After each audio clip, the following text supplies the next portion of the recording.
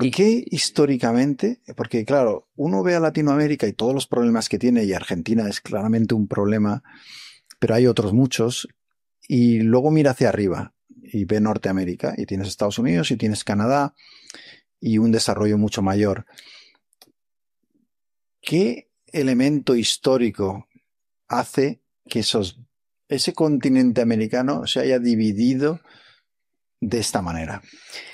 Pues hombre, a priori, que un sitio tiene una tradición anglosajona y el otro no, y el otro una hispánica, O sea, pero que los culpables somos los españoles. no, para nada. No, pero fíjate que esto que acabas de decir, yo estuve me dieron una beca en Harvard y estuve un año ahí, y había un profesor de la Kennedy School que sostenía exactamente esto.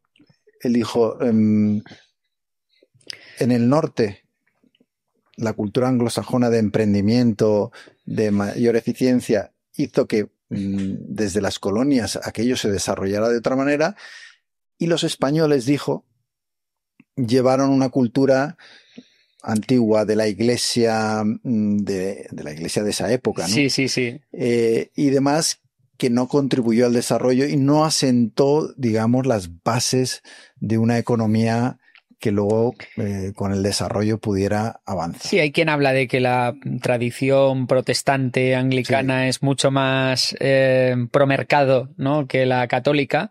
Bueno, a mí no me gusta explicarlo todo bueno, pues que hay una cultura ahí. A ver, por un lado, es verdad que la geografía importa. Y la geografía importa y suele ser al revés de cómo se cree, ¿no? Generalmente, cuantas más dificultades te impone la geografía a la hora de vivir, mayor es tu nivel de desarrollo, porque más te tienes que adaptar al medio. Y para adaptar al medio tienes que... Volvemos a Noruega. Exacto, mira, muy bien. ¿Qué pasa? Que al final, muchos lugares de Latinoamérica tienen la fertilidad de la tierra por castigo, casi, ¿no? O sea, es muy fácil, con muy poco puedes vivir. Sin embargo, en Estados Unidos, bueno, pues por lo general es un terreno más hostil, ¿no? Por lo general. Pero luego, más allá de eso, esto lo explica muy bien el libro, el de por qué fracasan los países, sí, que básicamente te pone el ejemplo de, de Nogales, ¿no? Te dice Nogales de Sonora, en México, y Nogales, Arizona, es el mismo pueblo partido por la mitad por una frontera, y en un lado pues viven súper bien y en el otro pues las cifras son lamentables. Y te dice, bueno, ¿cuál es la diferencia? Y lo que te explica básicamente es el tema de la calidad de las instituciones, ¿no? Que en un lado las instituciones son extractivas y en el otro lado las instituciones permiten el desarrollo, ¿no? Y cuando hablamos de las instituciones, pues hablamos efectivamente de eso, de la seguridad jurídica. De nuevo, es que hablamos mucho de esto, pero es que es es esencial esencial.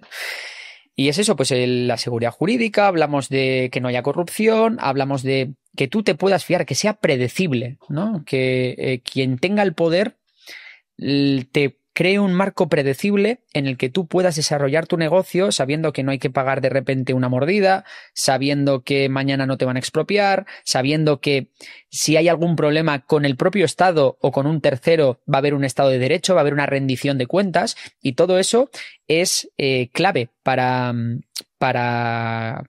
que haya un desarrollo económico. Y en Estados Unidos eso lo consiguieron muy bien. Recordemos que son una de las democracias más establecidas o más antiguas del mundo.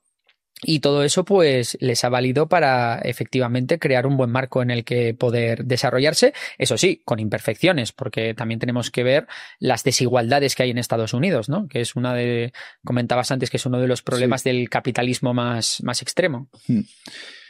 Y por otra parte, siguiendo el ejemplo de los que no se han desarrollado, está África,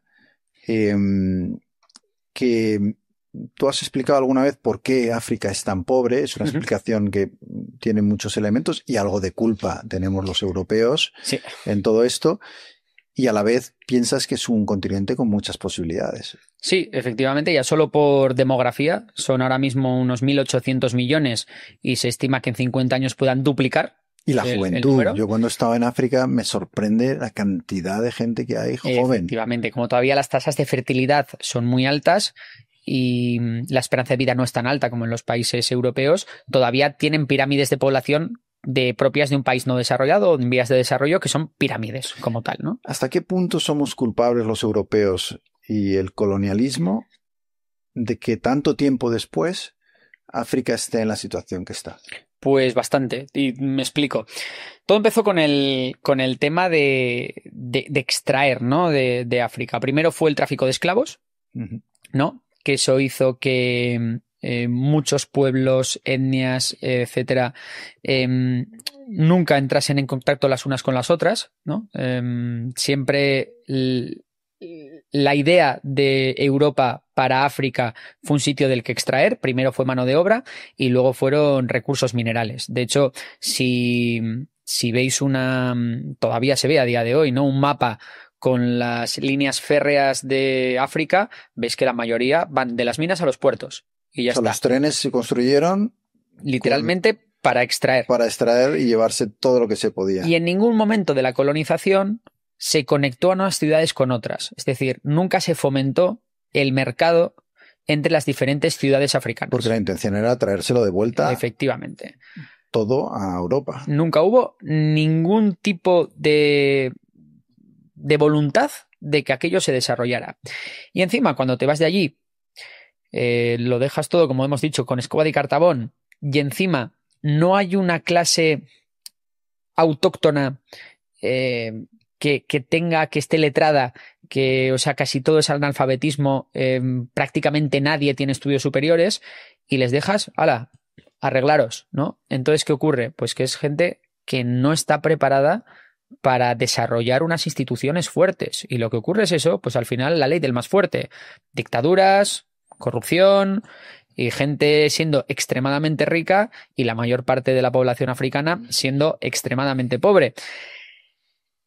Todo esto, claro, es un campo de cultivo perfecto luego para el fanatismo religioso y para todo aquello que te da una esperanza o te da una forma de intentar evadirte de lo que estás viviendo, ¿no? Y ahí es donde entra el futuro de África, ¿no? Es verdad que cada vez las generaciones africanas tienen una mayor educación.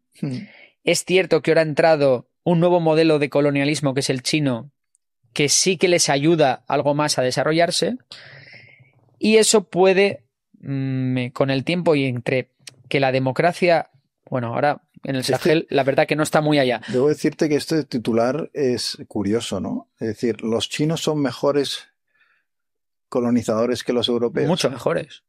Mucho mejores, y es verdad que algunas veces caen en lo que se llama la trampa de la deuda, que es en hacer estados dependientes de China, dejándoles dinero que saben que no pueden devolver para luego poder pedirles el voto en Naciones Unidas o el establecimiento de una base o lo que sea.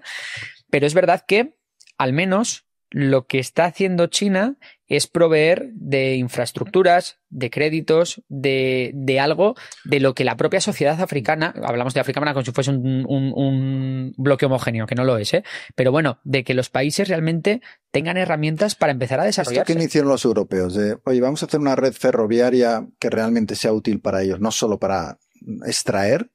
Ellos sí lo están haciendo. Es verdad también que me imagino que no es justo comparar a un país ahora en pleno siglo XXI con países que colonizaron hace muchísimo tiempo. No, pero es verdad que tenemos el ejemplo de España, de que, como dijimos al principio del programa, España no optó por ese modelo solo extractivo en América. O sea, que ya en el pasado había momentos, o sea, había ejemplos colonizadores con cierto interés en mejorar la vida de la gente. Los europeos en África no tuvieron eso y los chinos, en cambio, están mostrando, dentro de que claramente quieren un interés económico para ellos, pero están mostrando alguna sensibilidad hacia el desarrollo de esos países. Y también por puro interés, porque al final China en el futuro va a necesitar fábricas con mano de obra barata seguramente, y que esas serán las fábricas africanas, y aparte de eso, pues China va a necesitar un mercado, insisto, hablamos de potencialmente más de 3.000 millones de personas que van a poder ser consumidores de productos chinos. Entonces, bueno, igual lo que están haciendo con ese desarrollo de África es asegurarse unos clientes mañana.